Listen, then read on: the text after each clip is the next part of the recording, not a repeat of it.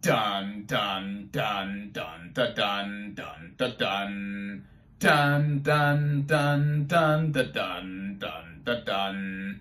Dun dun dun dun dun dun dun dun dun dun dun dun dun dun dun dun dun. Okay, how do I turn the lights back on? I guess the force is not strong with me. What is up, everybody? Random Man here, bringing you my review for the highly anticipated Star Wars: The Rise of Skywalker. By the way, there will be no spoilers in this review. You're all safe. And on that note, I will keep the basic concept of this movie to a minimum, as the plot of this epic space opera basically follows the surviving resistance as they face off against the First Order once more in this final chapter of the Skywalker saga. Going into this movie, I had both a lot of anticipation and some trepidation for it. Now, to give you some brief background as to my relationship with the Star Wars franchise, I consider myself a casual fan of the brand. This isn't a franchise that I am devoutly indebted to. If you want me to name a franchise I am very much attached to, that would be the Harry Potter / Wizarding World franchise. But with the Star Wars films, I have mostly enjoyed them, especially the recent ones that we have gotten after Disney had acquired Lucasfilm. And in preparation for The Rise of Skywalker, I rewatched both previous entries in the sequel trilogy. And to give you my quick thoughts on those, in case you don't know, Star Wars: The Force Awakens, I love. This film is, yes, as I concur with many, basically a New Hope 2.0, but for a new generation, and it does recapture a lot of the magic that was first created over 40 plus years ago with the original film. And then Star Wars: The Last Jedi was definitely one that had a lot of conversation sparked about it. People either love it, hate it, what have you. I personally fall into the camp that loves this movie, like with The Force Awakens, because I feel it evolves the franchise and not just retreading old ground, but doing something to get us more into the emotion of the saga at hand. And now The Rise of Skywalker brings us to not just the conclusion of the sequel trilogy, but of the Skywalker saga as a whole. 9 movies in total, and there's a lot of pressure with this film. J.J. Abrams, who did helm The Force Awakens, does return to helm this entry, which gave me a sliver of hope for this film. And looking at the marketing and trailers released for it, it still had me excited on some level. And now that I've seen this film last night on opening night, what did I think of it as a whole? Well, let's begin with the cast and their performances, starting out with Daisy Ridley as Rey. Now, I felt that her, along with another character literally on the other side of the Force, has been the anchor for this trilogy. And I feel that she gives her best performance here in comparison to her other ones in this trilogy. She does a lot, not just with face acting, but also really selling the emotion that her character has, along with the physicality that she has brought across all of these films. John Boyega as Finn, he is funny as always, like I first mentioned in my review for The Force Awakens 4 years ago, and he also holds his own in the action scenes. Then there's also Oscar Isaac as Poe Dameron. He really embraces the Han Solo-like qualities that this character has always exuded in the other films, but it's really put on full display here. And like Ridley and Boyega, he does a superb job in this film. And then there's Adam Driver as Kylo Ren, who I agree, especially after rewatching the previous entries of the trilogy, is among the most interesting characters that this new iteration of the movies has brought to the table, with his conflicting morality of the dark side to the light side, and just who he is as a character. Driver is a very talented performer. My previous review was for Marriage Story, which I feel he so deserves an Oscar nomination for, and possible win. He's my choice for Best Actor. But anyway, with his turn as Kylo in The Rise of Skywalker, he does another formidable job here. And then there are other players here that we have seen from the inception of the Star Wars franchise in 1977 that do have some prominence, like Anthony Daniels as C-3PO, who I not only feel is very funny and bringing a lot more of the humor to this film, but he does among his best work in the entire franchise. He has a lot more to do here than he has in some of the other Star Wars movies that he has been in, and there's quite a bit of emotion too with what he offers as well. And there are other players here that we have seen since the beginning of the franchise that are here, such as Billy D. Williams returning as Lando Calrissian. His role is small in retrospect, but it's always great to see him, as is the case with the late great Carrie Fisher as Princess Leia. Now, of course, she sadly passed away in 2016, but she was incorporated into this final entry with unused footage that was shot of her from The Force Awakens and The Last Jedi. And no matter how I feel about her incorporation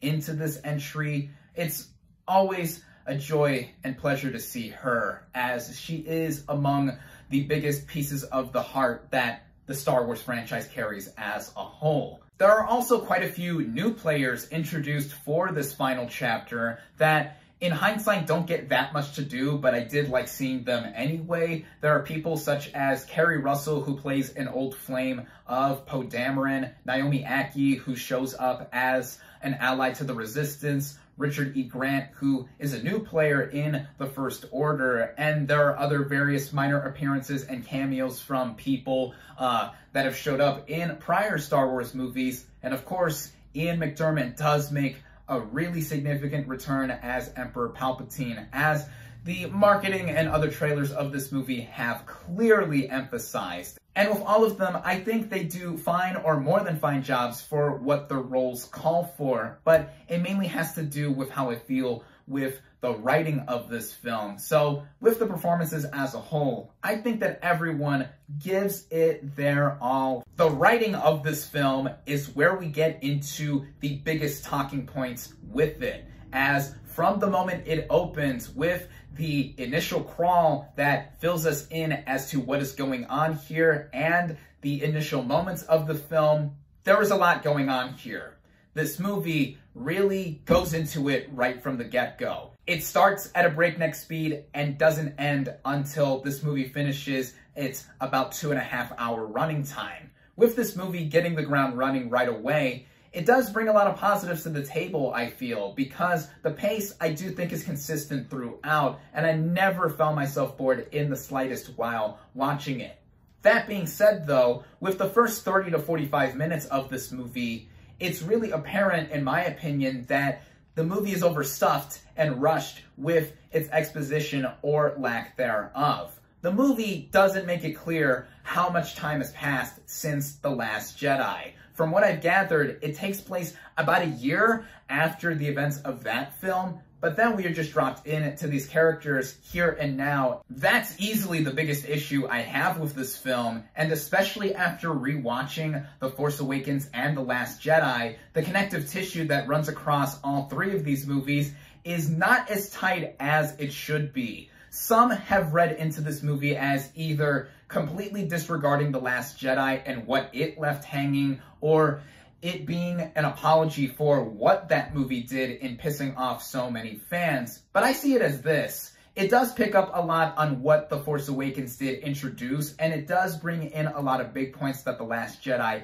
did bring to the table, but it's also crammed, feeling as if it's two movies smashed together into one, or it really feeling like we needed a movie in between The Last Jedi and The Rise of Skywalker to fill us in on all the context as to what is going on here, because the execution of the plot threads and other points at the beginning and throughout don't necessarily connect in the best of fashion. It's clear that the filmmakers and other higher-ups at B with this trilogy did not have a clear path or vision for what is to be done story-wise. these should have been helmed, in my opinion, by one singular filmmaker. Like, say what you will about the prequel trilogy, George Lucas did helm all three of those films and had a clear path for those films, as flawed as they may be, in my opinion, and in connection with the original trilogy or as movies on their own. But there was consistency, I felt, with what he was trying to do. With all of this being said, though, I'd be lying if I said I didn't have some of the most fun watching a movie all year while viewing The Rise of Skywalker. As I previously mentioned, this movie is never boring and always has something going on with it. I think it is a thoroughly entertaining film from start to finish, and it brings a lot of the magic that the franchise is synonymous with throughout all of its entries. This film, and how it is helmed by J.J. Abrams, who again had a tall order to fill in trying to get this thing to a firm landing, he really is such a huge fan of this franchise. In a way, you can call these films essentially big budget fan fiction, but I don't mean that in a bad way necessarily, because the passion for this franchise has run through generations and generations across 4 decades, and this is all coming to a head where it's a really big task to try to end it all. And I think that Abrams helms this thing to an admirable extent. And with that, segueing into the technical merits of the film, it goes without saying that everything here is about top tier when it comes to the cinematography, production design, costume design, visual effects, practical effects, the score, the final score by John Williams for this entire franchise. This is among his best, and it has a lot of big swelling moments when incorporated to the emotional or very action-packed set pieces. The use of Rey's theme in particular as almost a running theme throughout this film and the rest of the trilogy, I feel is among his best pieces that he has done in recent memory. Speaking of those action set pieces too, it goes into again how exhilarating I think this film is in being so entertaining, going at that fast pace, and me being sucked into it in its entirety. For me as a fan, as casual of one as I am, there are moments here that I've always wanted to see in a Star Wars film, especially in the recent ones too, that I felt haven't been done in the recent entries and have just brought back a lot of glee in watching these movies, like the overall swashbuckling, fast-paced action feel that the film brings initially and permeates throughout the rest of the narrative. And speaking of me being a fan too, this movie does have a lot of fan service incorporated with it in terms of the writing and how it is executed. Now, for some, upon hearing those words, it's a dirty phrase. It immediately brings down any quality of the story or how much validity it would have. In that way, it's comparable to another big budget film, especially one that does end a particular timeline in its series, Avengers Endgame. Now, with that movie and the over decade-long span that it created and the 20-plus movies that were preceding it, there was a lot to live up to with this, and I felt that it wrapped it up in just about the best of ways possible and also left enough open to where the rest of that franchise can continue on.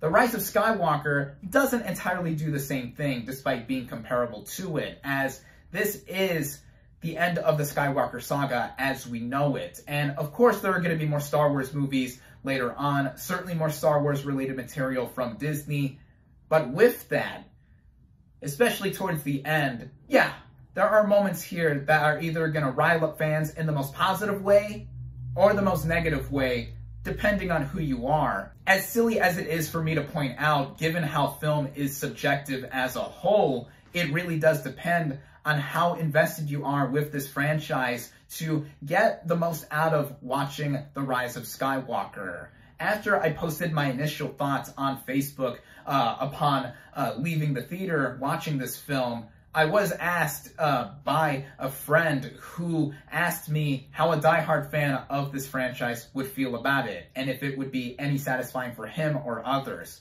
well, I gave him my whole spiel in that, yeah, I'm a casual fan, blah, blah, blah, blah, blah. There's going to be a lot that diehard fans will nitpick and tear apart, that kind of thing. But for me, in connection to these films, specifically the ones from the last 4 years, ever since Disney acquired Lucasfilm, I have enjoyed pretty much all of them for the most part. And I don't think that The Rise of Skywalker is the weakest of the ones that we have gotten recently, or in comparison to the rest of the Star Wars franchise as a whole.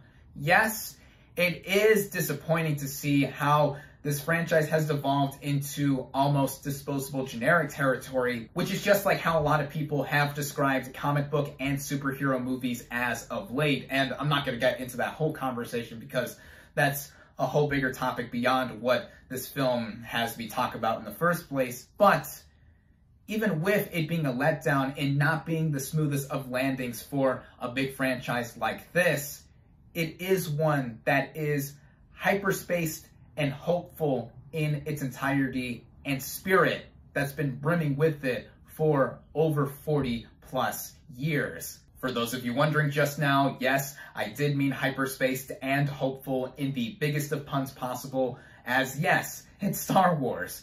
This is a franchise that really means so much to people, and does for me too.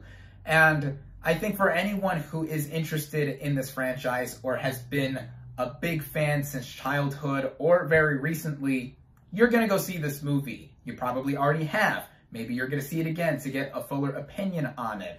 I will certainly think about this film for a little while longer too, because there's a lot to dissect here, even with flaws and all.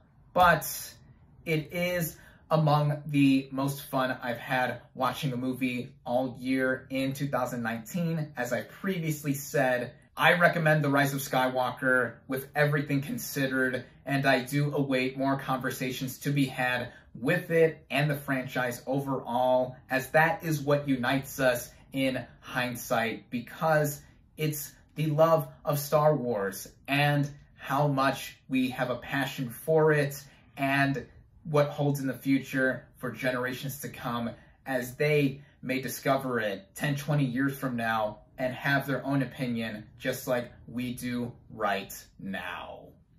My final verdict for Star Wars: The Rise of Skywalker is 3.5 out of 5 stars.